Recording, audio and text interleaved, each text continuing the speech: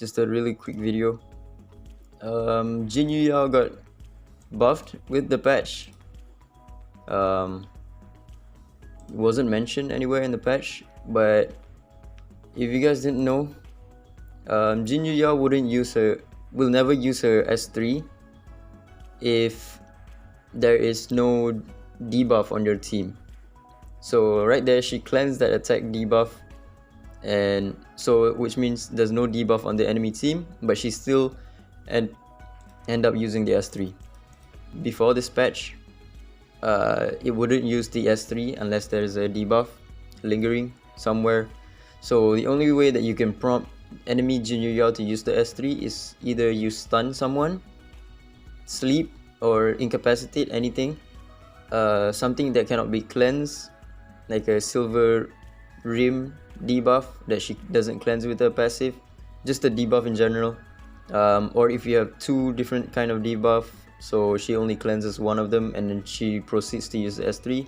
Now she doesn't care if you have a debuff or if you don't have a debuff, she is going to start off with the S3. Now why I say this is a buff, because it's a major buff for point war defense Jin Yao. It could be a buff, it could be a nerf. You could actually maybe, juke it to use the S3 before you learn your stun skills. Yeah, with the team I'm running currently, this team, I rely a lot on buffs, and if Jin Yao uses the S3, she can single out one of my units.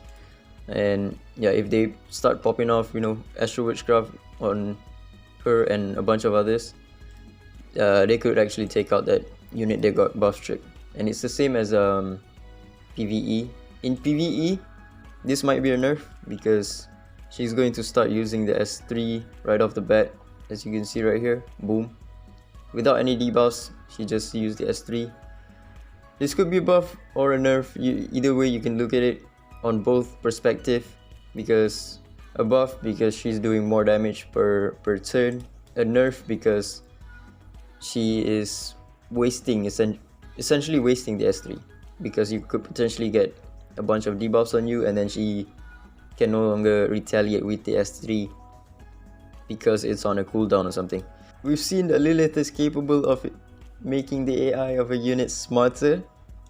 Please, Lilith, please change the AI of Dahlia to not start with the S2. She does this so often, man. It's so annoying.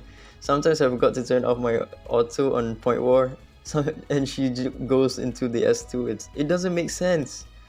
Make it make sense. And also Ggez. Ggez will not go into his normal mode after if he has it on off cooldown, if the enemy has a buff block. So if you run like a debuff extension unit, then Ggez will just stay in this God King mode. He will never go back to his normal mode, because if he go back to his normal mode, then his nuke is on a 3-turn cooldown. If he doesn't, then it's on a 4-turn cooldown. But yeah, that's about it. Ciao.